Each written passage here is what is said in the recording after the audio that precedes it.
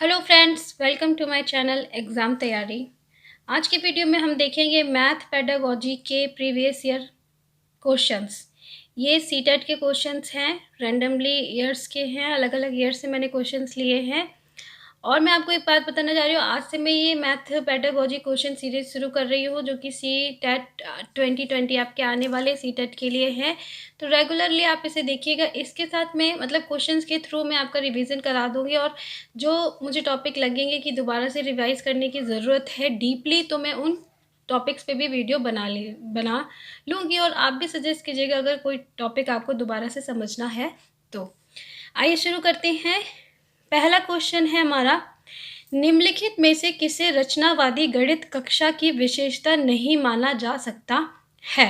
ठीक है, तो यहाँ पे क्या है हमारा, सबसे पहली बात कि किस चीज़ की बात की गई है, रचनावादी गणित। रचनावादी गणित यानी कि ऐसी गणित कक्षा जिसमें बच्चे की का कुछ क्रिएटिविटी हो रही है, यानी बच्चा कुछ नई चीज़ को सीख रहा है, एक एक्टिविटी के थ्रू सीख रहा है, यानी किसी तरह से नई रचना हो रही है उसके दिमाग में। ठीक है, और यहाँ पे बोला गया है कि विशेषता नहीं है, यानी यहाँ आपको ये देखना है कि ऐसा कौन सा काम है जिसमें किसी भी तरह से बच्चे में किसी तरह की रचनावादी विकास नहीं हो रहा है। ऑप्शन ए है हमारा, गणित और अन्य पाठ या क्षेत्रों के बीच संपर्क पर प्रकाश डाला गया है, यानी कि गणित और या जो भी अन्य पाठ है उनके क्या क्या क्षेत्र होते हैं, उनमें क्या क्या चीज़ें सीखी जाती है, इस पर प्रकाश डाला जा रहा है। बी, शिक्षक स्वीकार करता है कि छात्र दिए गए इंटरेक्शन से कई समझ बना सके, यानी कि टीचर ये देख रहा है कि जो भी उसने समझाया, जो भी इंटरेक्शन हुआ है टीचर और स्टूडेंट के बीच में, उससे बच्चा जो है एक समझ बना सके, यानी चीज़ों को सीख सके। सी है, उद्देश्य प्रकार परीक्षण वस्तुओं का उपयोग मूल्यांकन के प्राथमिक साधन के रूप में किया जाता है, यानी यहाँ पे बोला है कि उद्देश्य प्रकार जो है उसका प्रयोग मूल्यांकन के रूप में एक प्राथमिक साधन के रूप में किया जाता है। या डी, गणित और अन्य पाठ या क्षेत्रों के बीच संपर्क पर प्रकाश डाला गया है। मैंने एक ही ऑप्शन को दो बार रिपीट कर दिया है फ्रेंड्स। तो ये देखिए यहाँ पे हमारा जो सही आंसर होगा वो होगा, क्वेश्चन ये पूछा गया था किसमें रचनावादी गणित कक्षा की विशेषता नहीं है, यानी किसमें बच्चों के अंदर किसी भी तरह की रचनावादी प्रक्रिया नहीं कराई जा रही है। तो इसका जो सही आंसर है वो है हमारा ऑप्शन सी, कि उद्देश्य प्रकार परीक्षण वस्तुओं का उपयोग मूल्यांकन के प्राथमिक साधन के रूप में किया जाता है। यहाँ पे मूल्यांकन की बात कर दी है कि हम मूल्यांकन में उद्देश्य प्रकार को जो है वो यूज़ करते हैं एज अ प्राइमरी प्राथमिक साधन के रूप में। ठीक है, तो यहाँ पे तो मूल्यांकन की बात नहीं कही गई है, यहाँ पे किसी भी तरह से बच्चे का कुछ भी विकास नहीं हो रहा है। नेक्स्ट क्वेश्चन देखते हैं। 44 लिखने के लिए कहने पर ग्रेड सेकंड के कुछ छात्रों ने इसे 404 लिखा। एक शिक्षक के रूप में आप इसे कैसे संबोधित करेंगे, यानी कि एक आपने बच्चों को क्या सिखा रहे थे, आप 404 यानी 404 लिखना सिखा रहे थे, आपने 44 लिखना सिखा रहे थे, आपने बच्चे को बोला। और बच्चा कौन सा है, ग्रेड सेकंड का, सेकंड क्लास का बच्चा है, तो उसने क्या कर दिया, उसने 44 लिखने के लिए बोला तो 404 लिख दिया। अब एक शिक्षक के रूप में आप इसे कैसे संबोधित करेंगे। ऑप्शन ए है, उन्हें सही उत्तर का पता लगाने के लिए कहेंगे। बी, उनकी प्रतियों में उनके उत्तर को सही करेंगे। देखिए, ये ऑप्शन जहाँ पे भी अगर आए तो आप इसको सरासर गलत समझिएगा, क्योंकि बच्चे को आपने बस उनकी कॉपी में करेक्ट कर दिया आंसर, तो इससे उनका तो ज्ञान कहीं से भी सही नहीं हुआ ना, वो तो अभी भी मिस्टेक करेंगे, उनको पता ही नहीं चला हमने मिस्टेक क्यों करी है, कहाँ करी है, कैसे करी है, कैसे उसे सुधारें। तो ये ऑप्शन कहीं भी आता तो ये बिल्कुल गलत होता है।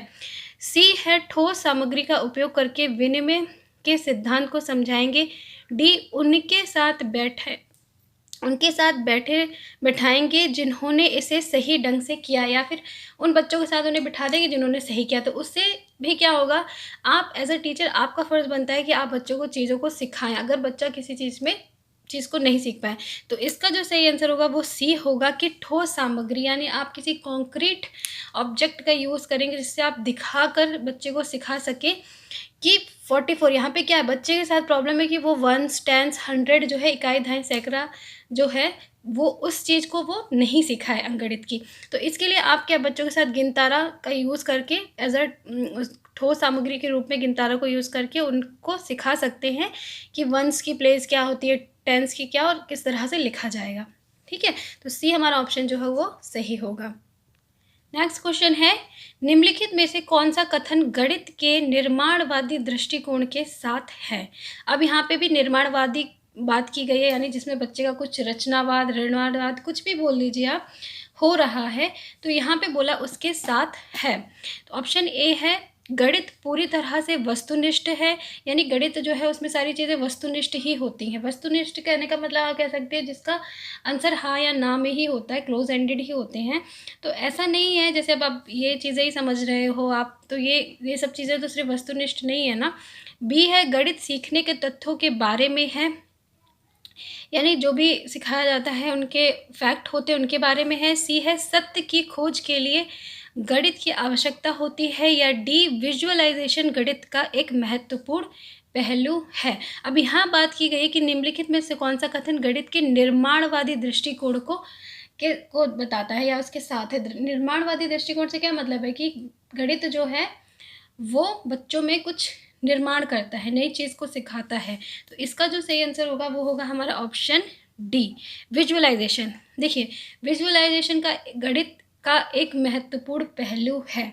मैंने आपको वैन हिले थ्योरी बताई, उसमें भी आपको बताया था कि विजुअलाइजेशन यानी बच्चे जो है वो शुरू में गणित को कैसे सीखते, देख कर सीखते, और देख कर सीख कर ही उनके अंदर गणित की जो है निर्माण होता है। जब जैसे हम गिनतारा का इस्तेमाल करें या फिर उन्हें ऐसी एक्टिविटी कराएं जिसमें हम बोर्ड, लकड़ी की बनी हुई चीज़ों से उन्हें शेप्स दिखा सकते हैं, तो उससे क्या होता है बच्चे के अंदर मैथ धीरे धीरे डेवलप होता है। तो डी जो है वो हमारा बिल्कुल सही आंसर होगा। नेक्स्ट क्वेश्चन देखते हैं, क्षेत्रमिति इकाई का योगात्मक आकलन डैश के द्वारा किया जा सकता है। क्षेत्रमिति, यहाँ पे ज्योमेट्री की बात की गई है। इकाई का योगात्मक आकलन, अब आपको क्या करना है, योगात्मक आकलन करना है, समेटिव असेसमेंट करना है, डैश के द्वारा किया जा सकता है। ऑप्शन ए है पेपर पेंसिल परीक्षा, बी है आईसीटी गतिविधि, सी है परियोजना कार्य, या डी है गणित प्रयोगशाला गतिविधि। अब पेपर पेंसिल के द्वारा आप बच्चों को चेक कर सकते हैं कि उन्हें क्षेत्रमिति आई है कि नहीं, या फिर हम प्रोजेक्ट करवा सकते हैं उन्हें, या आईसीटी गतिविधि यानी कि कोई लर्निंग मटेरियल इस्तेमाल कर सकते हैं, या गणित प्रयोगशाला में लेके जा सकते हैं। तो उसके लिए आपको योगात्मक आकलन करना है, उनका समेटिव असेसमेंट करना है। तो इसका जो सही आंसर है वो है ऑप्शन ए, पेपर पेंसिल। सबसे अच्छा तरीका होता है ज्योमेट्री के बारे में आकलन करने में कि बच्चे ने ज्योमेट्री सीख ली है कि नहीं। ठीक है, उस पर आप क्या ड्रॉ करवा के दिखवा सकते हैं। कोई भी आपको अगर शेप बनवाना है, जैसे चतुर्भुज बनाना या आयत, या उनके विकर्ण निकालो, कुछ भी एंगल बनाओ, ये सारी चीज़ें जो सबसे अच्छी चीज़ होती है पेपर पेंसिल का यूज़ करना, और वही आमतौर पे किया भी जाता है। ठीक है, नेक्स्ट क्वेश्चन है हमारा फिफ्थ, किसी विधि से ये सिद्ध, यहाँ पे किस होगा, किस विधि से ये सिद्ध किया जा सकता है कि दो सम पूर्णांकों का योग सदैव सम होता है। ठीक है, तो ये किस विधि के द्वारा आप सिद्ध कर सकते हैं। ऑप्शन ए है आगमन विधि के द्वारा प्रमाण, या बी प्रत्यक्ष प्रमाण, सी प्रतिवाद द्वारा प्रमाण, या डी प्रति सकारात्मक प्रमाण। यानी आपको ये बच्चों को सिखाना है कि दो सम पूर्णांकों का योग जो होता है वो सदैव सम ही होता है। तो आप कैसे सिखाओगे उन्हें, आप उन्हें करके तो सिखाओगे। तो इसलिए इसका जो ऑप्शन हमारा ए है वो सही होगा, आगमन विधि। आगमन विधि में क्या होता है, हम उदाहरण से नियम की तरफ जाते हैं। तो आप यहाँ पे उदाहरण दे सकते हो कि दो सम पूर्णांकों का योग सदैव सम होता है। यानी अगर आप एक सम ले लिया हमने, एक संख्या, एक सिक्स हमने सम संख्या ली, उधर प्लस करके कितना आया, 6 और 2 हो गया हमारा 8। जो 8 क्या है वो भी सम संख्या है, तो हो गया। तो ये हम जो है सबसे अच्छा मेथड होगा इसको सिखाने का, आगमन विधि। नेक्स्ट क्वेश्चन है हमारा, एक गणितीय प्रमेय यानी कि थ्योरम है वो क्या है। ऑप्शन ए है एक कथन जिसे अभिग्रहितों की तर्क संगत युक्तियों द्वारा सिद्ध किया गया है, बी एक कथन जो कि सदैव सही होता है और उसे उपपत्ति की आवश्यकता नहीं होती है, सी एक कथन जिसकी सत्यता या असत्यता की कोई जानकारी नहीं होती है, या डी एक कथन है जिसकी उत्पत्ति यथेष्ट साक्ष्य से रहित है। तो आपको यहाँ पे बताना है कि एक प्रमेय, गणितीय प्रमेय जो होती है वो क्या होती है। तो देखिए, प्रमेय क्या होती है, प्रमेय वही होती है जिसे हम सिद्ध करके बता सकते हैं। ऐसा नहीं है कि हमने मान लिया है कि हाँ ऐसा होता है, बस होता है, नहीं, आप उसको सिद्ध करके भी बता सकते हो। जैसे वैन हिले की जो थ्योरी थी, उसमें उन्होंने क्या बताया था, जो हमारा लेवल थर्ड था, लेवल थर्ड में क्या था, लेवल थर्ड में था क्या, औपचारिक यानी डिडक्टिव रूप से, यानी उसमें क्या है, बच्चा सिद्ध करना सीख जाता है, तो वहाँ पे वो प्रमेय को सिद्ध कर लेता। तो ऑप्शन ए जो है वो हमारा सही होगा कि एक कथन जिसे अभिग्रहितों की तर्क संगत युक्ति, वो भी कैसे, लॉजिकल, आप युक्तियों से, लॉजिकल बात बोल के, लॉजिक के बेस पे आप उसको सिद्ध कर सकते हैं। नेक्स्ट देखते हैं क्वेश्चन, निम्नलिखित में से किस कार्य से विद्यार्थियों में विवेचनात्मक विचारों के विकास की संभावना न्यूनतम होगी। देखिए अब यहाँ पे क्या है, विवेचनात्मक विचार, विवेचनात्मक यानी कि वो कुछ चीज़ों को सोचेंगे, ठीक है, आप कह सकते ब्रेन स्टॉर्मिंग होगी, वो उसकी संभावना सबसे कम होगी। तो ऑप्शन ए है हमारा 72 × 73 को 3 विभिन्न तरीकों से हल करके उनके परिणामों की तुलना कीजिए। बी है समीकरण 7 x+3 बराबर 24 को निरूपित करने वाली कोई दो स्थितियों को सूत्रबद्ध कीजिए। सी है एक विद्यार्थी ने एक लंब वृत्तीय बेलन जिसकी त्रिज्या 3.5 सेंटीमीटर और ऊंचाई 10 सेंटीमीटर का आयतन 38.5 सेंटीमीटर घन परिकलित किया, उसने कहाँ गलती की। और डी एक लंब वृत्तीय बेलन का आयतन ज्ञात कीजिए जिसकी त्रिज्या 3.5 सेंटीमीटर और ऊंचाई 10 सेंटीमीटर है। अब देखिए यहाँ पे क्वेश्चन बोला गया है कि निम्नलिखित में से किस कार्य से विद्यार्थियों की विवेचनात्मक विचारों के विकास की संभावना न्यूनतम होगी, यानी उनमें ब्रेन स्टॉर्मिंग जो होगी सबसे कम होगी। तो यहाँ पे क्या बोला कि इसको आपको इंटू करना है, को 3 विभिन्न तरीकों से हल करके देखिए, 3 तरीकों से हल करने के लिए बोला गया, यानी वो बार बार सोचेगा कि एक तो ये मेथड है, फिर और कौन से तरीके, तो यहाँ पे तो ब्रेन स्टॉर्मिंग हो रही है, ठीक है। बी है कि ये आपको एक समीकरण दिया है, इसको दो स्थितियों को सूत्रबद्ध कीजिए, कोई दो स्थितियों को सूत्रबद्ध, यहाँ पे भी आपको दो काम करने के लिए बोला गया, दो तरीके से बोला गया है।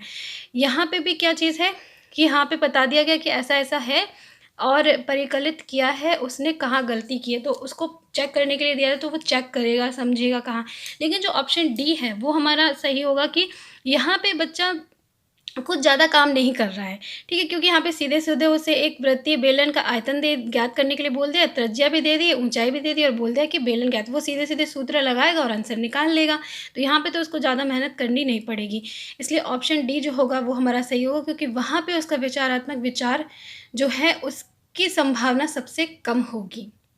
नेक्स्ट क्वेश्चन आता है, राष्ट्रीय पाठ्यचर्या की रूपरेखा NCF 2005 की अनुशंसा के अनुसार सभी के लिए गणित उपलब्ध कराने का व्यापक उद्देश्य निम्नलिखित में से किससे संरेख है। यानी NCF के द्वारा, NCF ने क्या बोला कि गणित सबको सीखना चाहिए, ठीक है। अब इसका उनका व्यापक उद्देश्य क्या है, ठीक है, व्यापक उद्देश्य की बात की गई है, तो ऑप्शन ए है, यह मान लिया जाना चाहिए कि गणित का महत्व कुछ विशिष्ट विद्यार्थियों के लिए है। बी पाठ्यपुस्तक में सम्मिलित प्रश्न केवल सामान्य कठिनाई वाले होने चाहिए। सी विभिन्न क्षेत्रों और विभिन्न सामाजिक समूहों वाले गणितज्ञों के योगदान की विशेषताओं पर बल देना चाहिए। या डी गणित में निपुण विद्यार्थियों को एकाकीपन में शिक्षण देना चाहिए। देखिए ये गलत है कि आप जो बच्चे अच्छे मैथ में हैं उनको आप अकेले में स्पेशल क्लासेस दे रहे हैं, बिल्कुल भी नहीं, ये तो व्यापक उद्देश्य नहीं है। व्यापक उद्देश्य क्या है कि सभी लोग सीखें, सभी लोग जानें, ठीक है। जैसे अब ये है कि मान लिया जाना चाहिए कि गणित का महत्व कुछ विशेष विद्यार्थियों के लिए नहीं, सबके लिए है मैथ। पाठ्य पुस्तक में केवल हम सामान्य कठिनाई वाले प्रश्न दें, ये भी नहीं। जिसका सही आंसर है वो सी है कि विभिन्न क्षेत्रों और विभिन्न सामाजिक समूहों वाले गणितज्ञों के योगदान की विशेषताओं पर बल देना चाहिए। यानी जितना भी मैथ में चीज़ें हैं उन सबको सिखाना चाहिए, जितने भी गणितज्ञ हो उनके योगदान सभी के बारे में बच्चों को जानकारी देनी चाहिए। जो भी चीज़ें उन्होंने सिखाई हैं नई नई उन्हें सिखाना चाहिए। नेक्स्ट क्वेश्चन देखते हैं 9th। पियाजे के अनुसार बच्चों की दिक् स्थान की समझ के लिए निम्नलिखित में से क्या सही नहीं है। यानी बच्चों को आपको क्या दिक् स्थान की समझ को विकसित करना है, उसके लिए इनमें से क्या सही नहीं है। पहला है ज्यामिति बोध की प्रगति एक सुनिश्चित क्रम का अनुसरण करती है। बी ज्यामिति बोध की प्रगति ऐतिहासिक क्रम में होती है ना कि तर्क संगत क्रम में होती है। सी बच्चों में दिक् स्थान की प्रारंभिक समझ उनके ज्ञानेंद्रिय प्रेरक अनुभव से उत्पन्न होती है। फोर्थ ऑप्शन है प्रेक्षित दिक्स्थान को समझने के लिए विभिन्न दृश्य और स्पर्शीय अनुभवों के तालमेल की आवश्यकता होती है। ठीक है, तो यहाँ पे क्वेश्चन में क्या बोला गया है कि पियाजे के अनुसार बच्चों की दिक् स्थान की समझ के लिए निम्नलिखित में से क्या सही नहीं है। ठीक है, तो यहाँ पे मेन है कि सही नहीं की बात की गई है, तो इसका जो सही आंसर होगा वो होगा हमारा ऑप्शन नंबर बी, क्योंकि यहाँ पे बोला गया है कि ज्यामितीय बोध की प्रगति ऐतिहासिक क्रम में होती है, ना कि तर्क संगत क्रम में होती है। बिल्कुल नहीं, ज्यामिति क्या ज्योमेट्रिकल हिस्टोरिकल होती है? नहीं, तर्क संगत होती है, तर्क यानी लॉजिकल होती है। तो ये जो हमारा ऑप्शन है वो सही होगा, क्योंकि ये सही नहीं है, इसलिए सही होगा। और लास्ट क्वेश्चन है हमारा, आयतन के माप के शिक्षण और अधिगम संदर्भ में निम्नलिखित में से कौन सी प्रक्रिया वांछनीय है? आयतन के मापन के शिक्षण यानी आप बच्चों को आयतन का मापन सिखा रहे हैं, मेजरमेंट सिखा रहे हैं कि कैसे आयतन को मापा जाता है, जैसे क्षेत्रफल निकालना हमें, तो वो चीज़ें आप सिखा रहे हो, तो उसके संदर्भ में कौन सी प्रक्रिया वांछनीय है?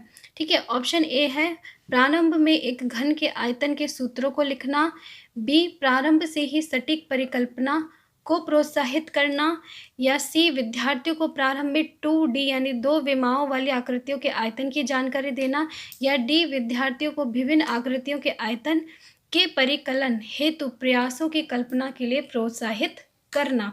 तो शिक्षण और अधिगम के संदर्भ में आप आयतन का मापन सिखा रहे हैं, तो आंसर हमारा डी जो है वो सबसे सही होगा कि आप ज़्यादा से ज़्यादा बच्चों से क्या कराएं, प्रैक्टिस कराएं, प्रयासों की कल्पना के लिए प्रोत्साहित करें, उन्हें करें, सिखाएं चीज़ें और बोलें कि आप ज़्यादा से ज़्यादा प्रैक्टिस करो, तभी आप क्या है इस चीज़ को अच्छे से समझ पाओगे।